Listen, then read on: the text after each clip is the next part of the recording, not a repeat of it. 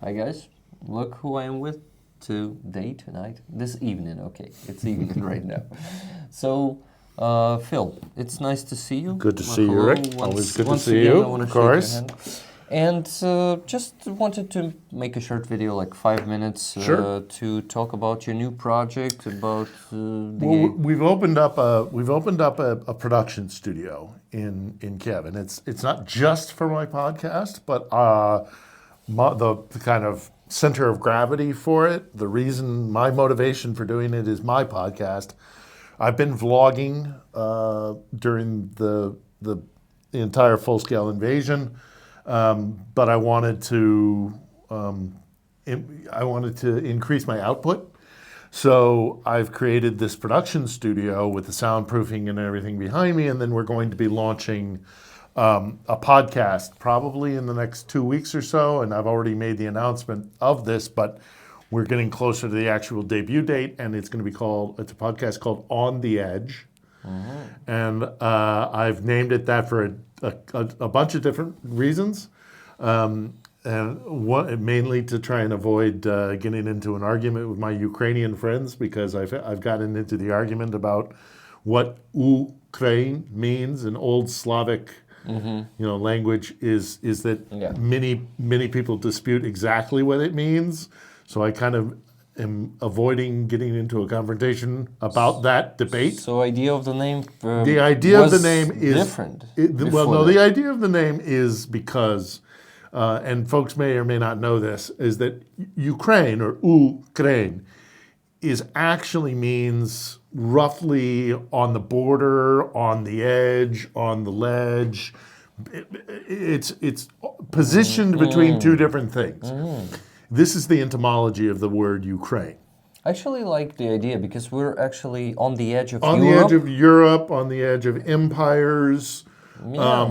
It's applicable, and it's this stretch, this beautiful stretch of land with this rich soil and this really unique geographical location where empires have always passed through this Yeah. country. And they always wanted this. And they always piece want this of country, land, and they yeah. want it for their own interests. So whether it was the Ottoman Empire, or whether it was the Polish-Lithuanian Empire, or the Austro-Hungarian Empire, or the Germans, of course the Russians, everybody's always looked at this country as a colony to be traded on some sort of massive chess game without any care or concern for the people of this country. So that's really why I'm calling my podcast On the Edge. But I'm also saying it to avoid those people who are really, really very meticulous about language and things like that. That I'm going to say, well, maybe it's not about that. Maybe it's just simply that we're on the edge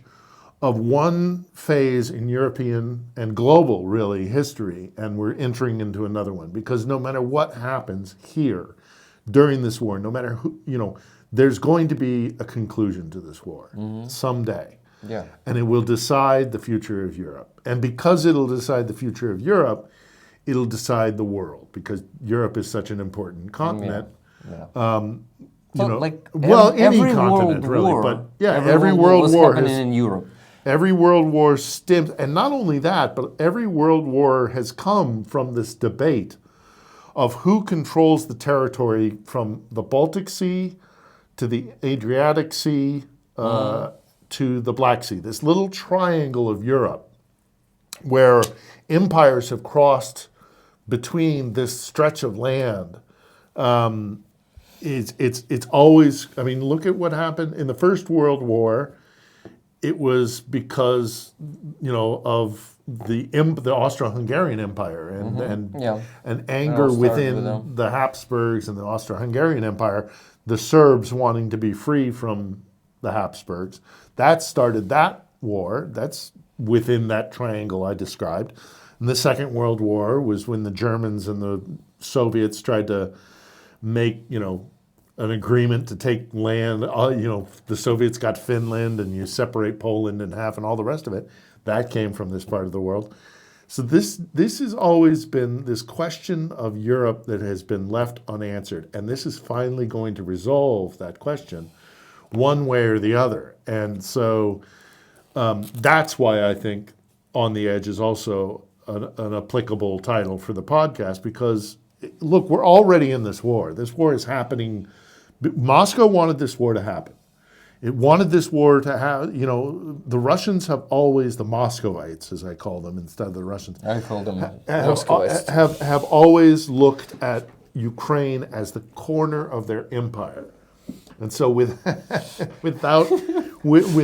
that in mind is that they call it an existential war, the Moscovites do. The only reason it's existential is because if they don't have empire, they don't know who they are. And if they don't have Ukraine, in their minds, they don't have empire. So the whole house of cards that the Moscovites built around their identity, which is as empire, it's essential that Ukraine is controlled by Moscow in their mentality. Look, when the Chechen leader, the first Chechen separatist leader, Joker Dudayev, who was killed in the first Chechen war, he said, and this is 1998, something like that. The first one was 96, 98, I want to say, something like that. Anyhow, Joker Dudayev was the head of the separatist movement in Chechnya before it got crushed. I would and call Kadyrov it was brought an in. independence movement because independence. being separatist from an empire it's a struggle independence. for independence. Sure, yeah, absolutely. But he was smart enough that he said, and it's on record, and it's scary. It's really that he was so aware of this, is that the future of Russia, of what a post-Soviet Russia will look like, will be decided in Ukraine. He said that 30 years ago. Yeah.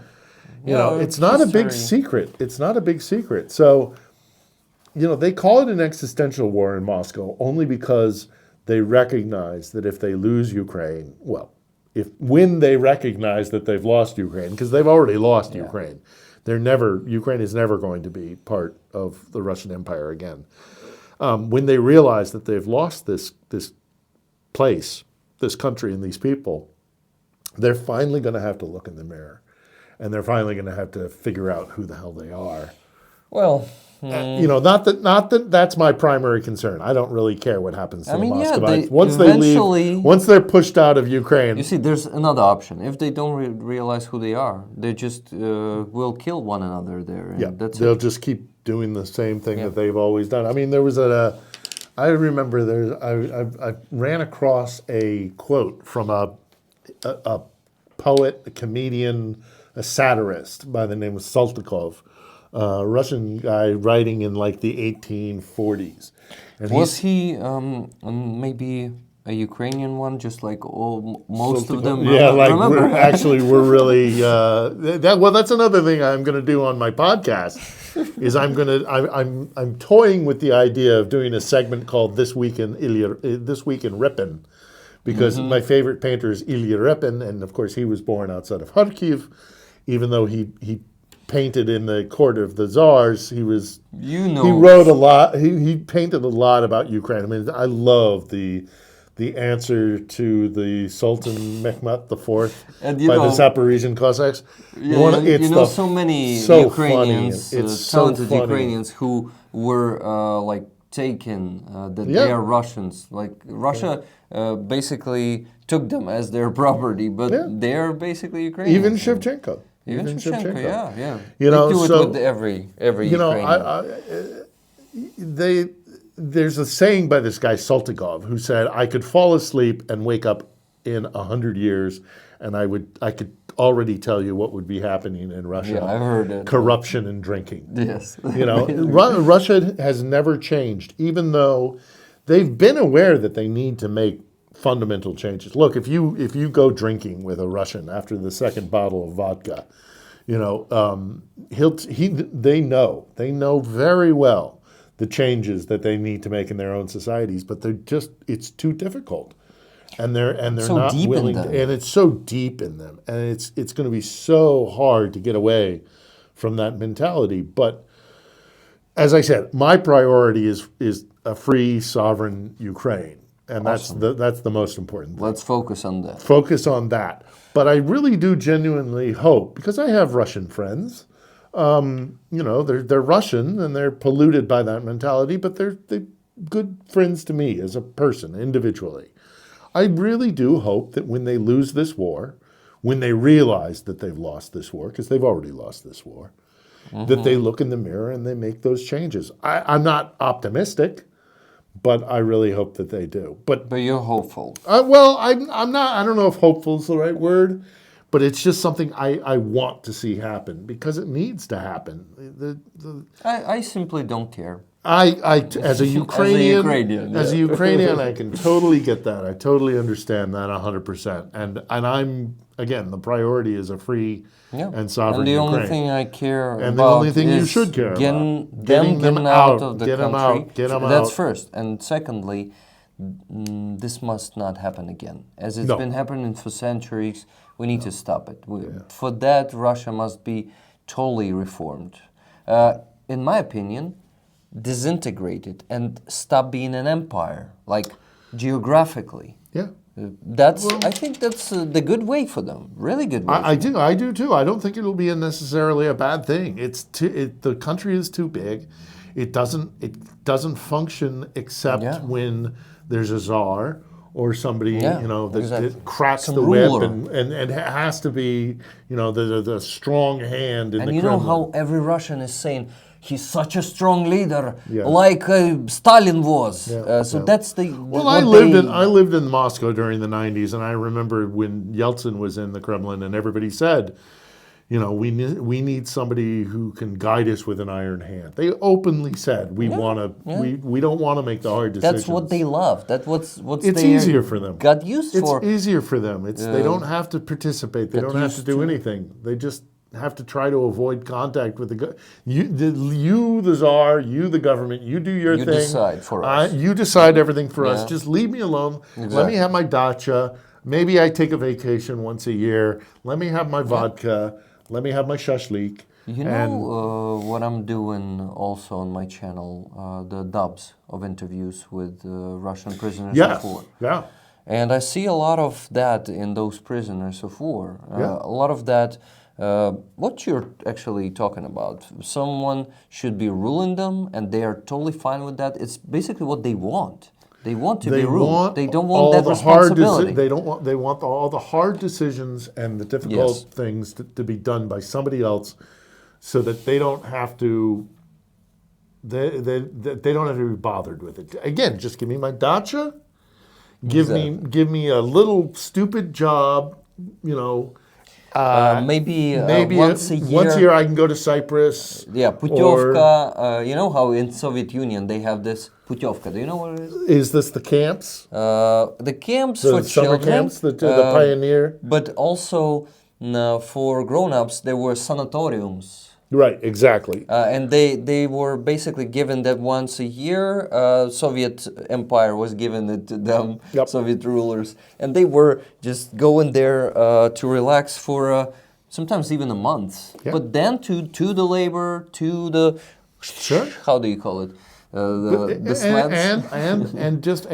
And seriously, just give me my bottle of vodka. Oh, yeah, of course. That's all I And they don't want to be involved in their own politics, their own government, their own any interaction with the state, with the government, is always bad for them. Mm-hmm. So they try to avoid it, and it's just it lets people like Putin come to power, and then they go and attack their neighbors. So Russia has to, after the fall of the Soviet Union, they desperately needed to make some changes. They never did. They avoided making the reforms. Look, they've been talking about making reforms in their country since the Decembrists. Back in like 1814, for God's sake. For more than 100 years. They know that they have to reform. They know what the reforms are. They just don't want to. They don't want to do it because it's too hard. It's too difficult.